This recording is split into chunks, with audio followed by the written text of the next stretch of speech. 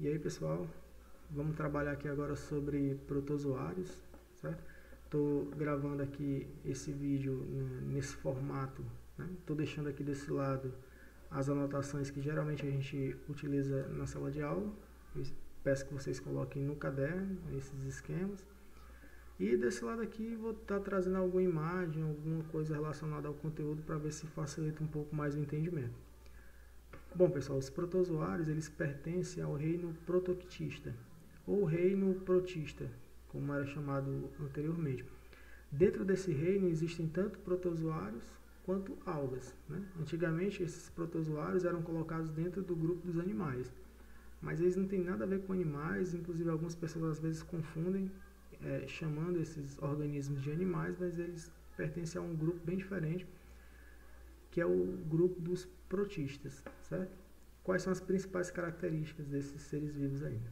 Bom, a célula deles é uma célula eucarionte, né? Como vocês podem ver aqui na imagem, a gente tem uma ameba, que é um tipo de protozoário, e ela tem várias estruturas celulares, né? Inclusive ela tem núcleo, né?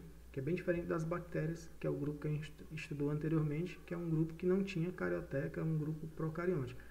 No caso dos protozoários, eles já são células eucariontes. A gente tem aqui, por exemplo, o paramécio, né? Tem várias estruturas celulares, tem o Trypanosoma cruzi, que é o que causa a doença de Chagas. Então, são células eucariontes. E um detalhe importante é que eles são unicelulares. Então, os protozoários, eles só têm uma célula. Eles não conseguem formar estrutura multicelular. Todos os protozoários têm uma célulazinha só. E eles são heterotróficos, ou seja, eles não conseguem produzir a própria matéria orgânica, não conseguem produzir a própria comida. Isso significa dizer que eles têm que se alimentar de partículas que estão no meio onde eles vivem. Inclusive, geralmente vivem em ambientes aquáticos, né? Pode ser de água doce ou água salgada. Com relação ao hábito de vida, eles podem ser vida livre, ou seja, eles não causam problemas, eles vivem, digamos que, independente, mas alguns também são parasitas. Esses que são parasitas, inclusive, causam muitas doenças nos seres humanos. A gente vai depois estudar um pouco sobre essas doenças. E alguns também são simbiontes, ou seja, eles realizam uma relação de simbiose, um mutualismo com alguns outros animais. Um exemplo muito comum é o exemplo do cupim, né? Existem protozoários que ajudam o cupim a digerir a celulose. Bom, então isso aqui é a visão geral dos protozoários. Vamos tentar conversar um pouco mais sobre a estrutura desses seres vivos. Eu trouxe aqui o exemplo de um paramécio. Então esse esquema aqui, esse desenhozinho é de um paramécio, né? A gente percebe logo aqui que existem dois núcleos. Existe um núcleo maior, que a gente chama de macronúcleo. Ele está responsável pelo controle do metabolismo, o controle das funções vitais da célula. É ele que controla a síntese de proteína, produção de novas organelas, digestão celular, as atividades da célula é o macronúcleo quem comanda. Mas existe um núcleozinho menor, que a gente chama de micronúcleo. Esse micronúcleo está mais relacionado às questões de reprodução. Então o paramécio tem dois núcleos, o macro e o micro. Eu escolhi aqui o paramécio para a gente conversar sobre ele, porque ele tem essas estruturas e elas geralmente são cobradas no vestibular. Existe uma região por onde entram os nutrientes, que a gente chama de citóstoma, né? Que é uma analogia bem grosseira, assim seria como se fosse uma boca. E tem o citopígio, que é o local por onde as excreções são eliminadas, certo? Então tem um local por onde entram os nutrientes, ocorre a digestão e essas excreções depois são liberadas pelo citopígio. Outra estrutura muito importante aqui no paramécio, né, é que ele tem uma estrutura chamada de vacúolo contrátil. Esse vacúolo contrátil, pessoal, tem função o controle osmótico. E aí, para entender o que é esse controle osmótico, você tem que relembrar o que é a osmose. Mas, basicamente, a osmose é a passagem de água, né, de um meio hipotônico, ou seja, um meio com pouco soluto, para um meio hipertônico, que é onde tem muito soluto. Então, pegando o exemplo aqui do paramécio, esse paramécio ele é uma célula eucarionte. Aqui nessa estrutura, aqui nessa imagem, a gente vê que dentro da célula, por dentro da membrana plasmática, existem muitas estruturas, né? Tem um macronúcleo, tem um micronúcleo, tem as organelas, tem muita coisa lá dentro. Então, o paramécio ele é um meio hipertônico, ele é um meio muito concentrado em soluto, ele tem muita estrutura dentro dele. Só que o paramécio ele vive em um ambiente de água doce. O ambiente de água doce, que é esse ambiente externo aqui, ó, ele é um ambiente com pouco soluto, né? A água doce ela tem pouco sal. Então a água é hipotônica e o paramécio é hipertônico. Por osmose, a água ela vai de onde tem menos soluto para onde tem mais. Isso significa dizer que a água que está aqui ao redor do paramécio, ela iria entrar na célula do paramécio e com o tempo esse paramécio iria estourar. Ele iria explodir de tanta água. Então, para esses seres que vivem em água doce, eles têm que ter um controle osmótico, ou seja, eles têm que evitar esse excesso de água. Em outras palavras, o controle osmótico é evitar o excesso de água. Isso aqui é muito importante, galera, tem que entender bastante, porque geralmente cai muito em questão. Aqui, inclusive, é um vídeo. Nesse vídeo aqui a gente consegue perceber algumas estruturas do paramécio. A gente tem um macronúcleo, né, que é essa estrutura maior, mas eu quero que vocês foquem aqui um pouco nessa estrutura aqui que está se movendo. Ó. Aqui é o vacúolo contrátil, ou vacúolo pulsátil, né? São dois nomes que querem dizer a mesma coisa. Repara que aqui ele está enchendo de água, ele está ficando maior, ele está ficando cheio de água. Depois que ele está cheio de água, ele pega essa água e expele para fora da célula. Ó, ele vai secar, ele está enchendo de água. Depois que ele enche a água, ele joga essa água para fora. Por que esse paramécio está fazendo isso? Por que ele está enchendo e secando, enchendo e secando? Porque ele tem que controlar a osmose dentro dessa célula. Deixa eu ver se eu adianto aqui para ver um pouco melhor.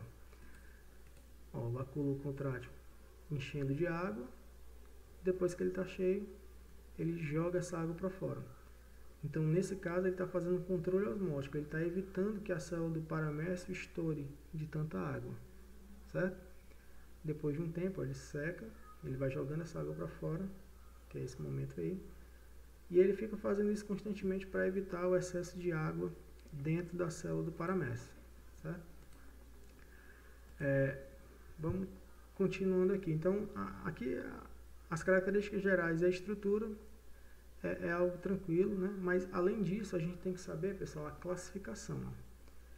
A classificação desses organismos, ela é bem variada e essa classificação está sempre mudando, mas eu vou utilizar a classificação aqui que leva em consideração o modo de locomoção, que é uma classificação mais antiga, mas ela é mais didática, né? Ela ajuda a gente a entender melhor os principais grupos, como está aqui embaixo. Ó. Então vamos lá. A gente tem 4 grupos. Né? Grupo 1, 2, 3 e 4. Aí aqui começa um monte de nome, esses nomes confundem muito, né? Com o tempo vai ficando mais tranquilo, mas a primeira vez que você vê esses nomes, eles vão lhe confundir bastante. Mas entendendo a forma de locomoção deles, fica bem tranquilo, certo? Então vamos lá. Primeiro grupo, a gente chama de Rhizópoda. Também pode ser chamado de sarcodíneos, certo? Qual é o modo de locomoção desses protozoários? Pseudópodes, né? Pseudo significa falso e podes significa pé, né? Então é como se fossem falsos pés. São projeções do citoplasma. O citoplasma desse protozoário ele vai se esticando e aí ele forma essas estruturas que parecem dedos, né? Eles ficam meio alongados e aí os pesquisadores associaram a falsos pés, né? Por isso que a gente chama de pseudópodes. Quem são esses protozoários? Basicamente as amebas, certo? Inclusive aqui existe uma ameba, Entamoeba stolística, que ela causa uma disenteria, a disenteria amebiana, né? Ela é um parasita. E ela se locomove por pseudópode. Aqui também tem um vídeo que a gente consegue perceber um pouco disso. Ó. Então a ameba tem uma locomoção muito lenta, né? Ela projeta o citoplasma, ela estica o citoplasma para que exista uma movimentação. Então você repara que é uma movimentação bastante lenta, certo? As amebas se locomovem de uma maneira bem lenta. Mas é eficaz para elas, né? Elas conseguem se alimentar desse jeito e conseguem garantir a nutrição. Então essas projeções aqui, ó, são os falsos pés, né? Ou pseudópodes, certo? Vamos continuando aqui. Aí a gente tem o segundo grupo, que é o grupo dos flagelados. Esse grupo aqui, flagelado, né, também pode ser chamado de zoomastigota. É um nome mais atualizado, vamos dizer assim. Mas o que importa é você entender aqui o modo de locomoção desses protozoários. Nesse caso, eles vão se locomover por flagelo, né, que são aquelas projeções que geralmente ficam no finalzinho da célula. Certo? Daqui você tem a célula e você tem o flagelo. Esse flagelo é o que vai auxiliar esses protozoários a se locomover.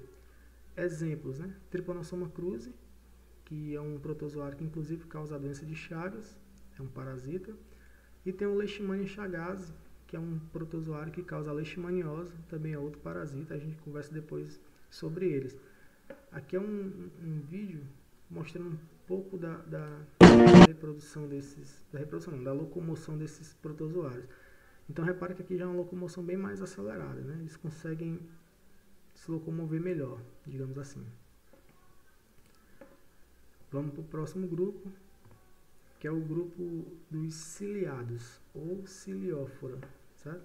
São grupos de protozoários que vão se locomover basicamente por cílios, que são essas projeções aqui do citoplasma, certo? Só que ela, ao contrário do flagelo, né, ela percorre toda a célula, certo? E o exemplo mais comum é o paramécio, certo? E esse paramécio é o que a gente conversou anteriormente. Nesse vídeo aqui a gente consegue ver um outro protozoário ciliado. Aqui são os cílios se movendo, né? Ele está preso aqui, ele está fixo. E aí ele move os cílios aqui para, inclusive, ajudar na alimentação, certo? Vamos continuando. A gente tem o outro grupo, que são os esporozoários. Esse aqui, eles não têm estrutura de locomoção. Não tem pseudópode, não tem flagelo e nem tem cílio, certo? Como eles não têm estrutura nenhuma de locomoção, a gente chama de esporozoários também, certo? Eles não têm estrutura de locomoção, pessoal, mas eles têm uma estrutura que ajuda eles a penetrar na célula. Inclusive, eu não anotei aqui, mas é importante que vocês coloquem aí, que todos os grupos desses esporozoários, eles são parasitas, certo? Eu coloquei aqui um exemplo do plasmódio, né? Esse plasmódio é um parasita que inclusive causa a malária.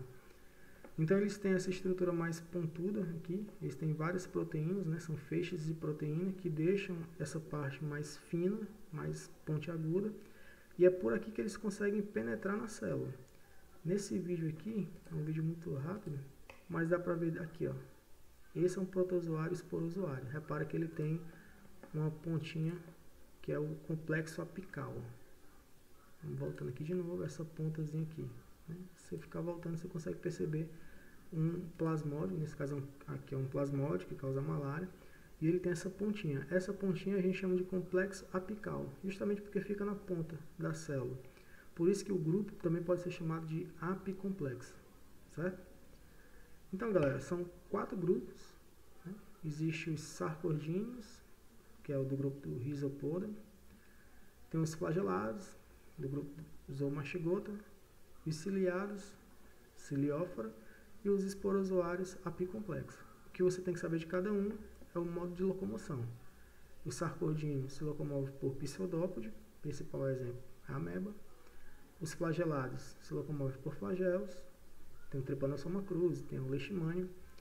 E os ciliados se locomovem por cílios, o principal exemplo é o paramécio.